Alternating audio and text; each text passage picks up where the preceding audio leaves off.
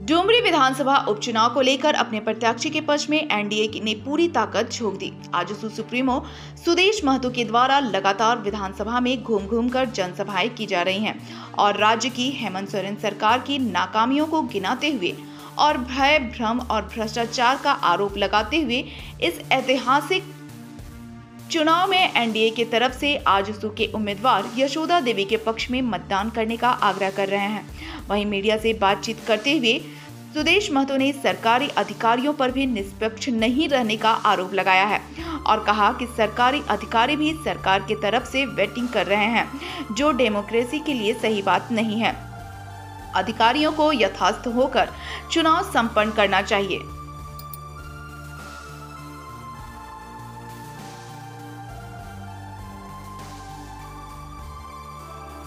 क्या कुछ कहना चाहेंगे?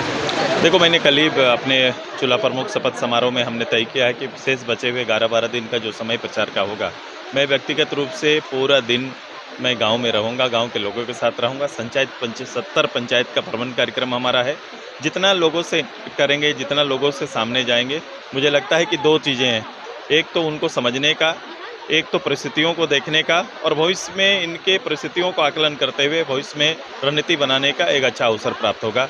जनादेश तो मांगेंगे, जनादेश के लिए लोग तैयार हैं। जिस तरह से भारतीय जनता पार्टी आजसू के कार्यकर्ता डोर टू डोर का कार्यक्रम हम लोगों ने जो उठाना है उस पर काम कर रहे हैं, लेकिन लीडर अगर जमीन पर है तो गति मिलता है।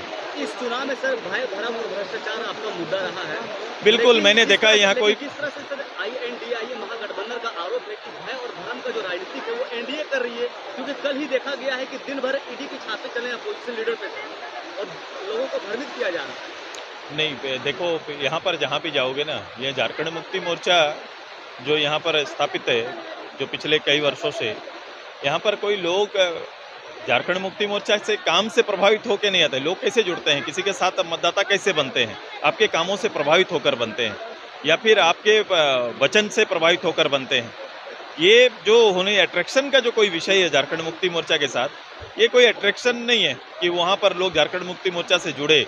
यहाँ पर अट्रैक्ट किया जाता है, उसका तरीका अपनाया जाता है कि अगर कोई नई विचारधारा के साथ चलता है, कोई अलग विचारधारा में चलता है, तो उसको कैसे हम अपनी विचारधारा में लाने के लिए उससे साथ जाति किया जाए, केस मुकदमा किया जाए, डरा के धमका के उनको अपने पक्ष में वोट मतदान कराने पर विवश किया जाता है। ये पूरा हर गांव में ये स्थिति है।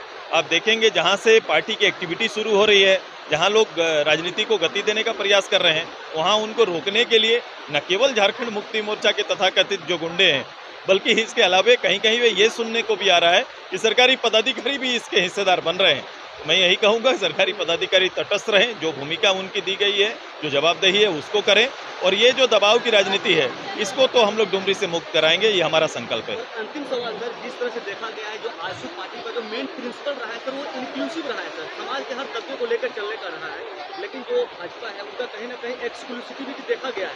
नहीं, राष्ट्रीय सोच, राष्ट्रीय विचारधारा के साथ चलने वाली भारतीय जनता पार्टी और उसका नेतृत्व सोचो, जिसका नेतृत्व अटल जी ने किया, आडवाणी साहब ने किया है, अब उनके मोदी साहब के हाथ में ये नेतृत्व है और लगातार आप देख रहे हैं देश का जस बढ़ाने का मामला हो, देश के इंफ्रास्ट्रक्चर डेवलपमेंट का मामला हो, सारे मामलों में अलग अलग मंचों पर, पंचों पर सरकार काम कर रही है। पहली बार ये सरकार बनी कि जिसने गारंटी योजना प्रारंभ किया कि गरीबों के लिए छत, ये गारंटी योजना कभी ऐसा होता नहीं था। 1980 से आवास बन रहे हैं, लेकिन उस आवास योजना में एक सीमित योजना की तरह चल रहा था, लेकिन पहली बार ऐसा तय हुआ कि एक समय सीमा के अंदर हर गरीब को छत मिले और उसके कार्यक्रम आगे बढ़े हैं।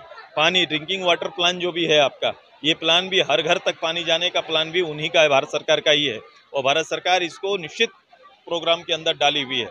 इसी तरह से आपने देखा होगा जब अटल जी थे तो पहली बार गांव के लोगों को काला सड़क का अनुभव कराया। प्रधानमंत्री सड़क योजना गांव पहुंची, तब लोगों को यह राहत हुआ कि गांव के लोग अब सड़क के माध्यम से बाहर निकल सकते हैं।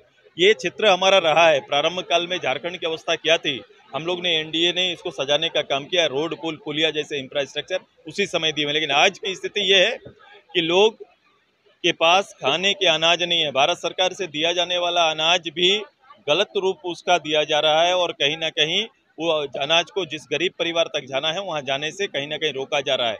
सरकार का हरा कार्ड का योजना कहाँ रुका हुआ है? 4 महीने से हरा कार्ड में लोगों को राशन नहीं मिला है। पेंशन की बात जो करने वाले पेंशन भी समय पर नहीं दे पा रहे हैं।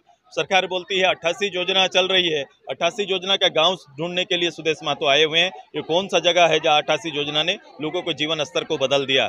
सामाजिक रूप से अगर बात करें तो सामाजिक रूप से बोलो, ये देश की पहली सरकार होगी जो सरकार चल रही है जिसका मंत्रिमंडल के 11 सदस्यों में एक भी शेड्यूल कास्ट का मिनिस्टर है ही नहीं। आप देख रहे हैं इतनी बड़ी आबादी शेड्यूल कास्ट का, लेकिन ये उनका चेहरा नहीं चाहते, उनका नेतृत्व नहीं चाहते और इनका वोट चाहते हैं। इनको वोट की बड़ी चाहत है, इनको वोट चाहते हैं। वो जानते हैं कि इनके वोट को हम किस तरह से लेंगे और इनका भरोसा अब पब्लिक से नहीं रहा, जनता से नहीं रहा।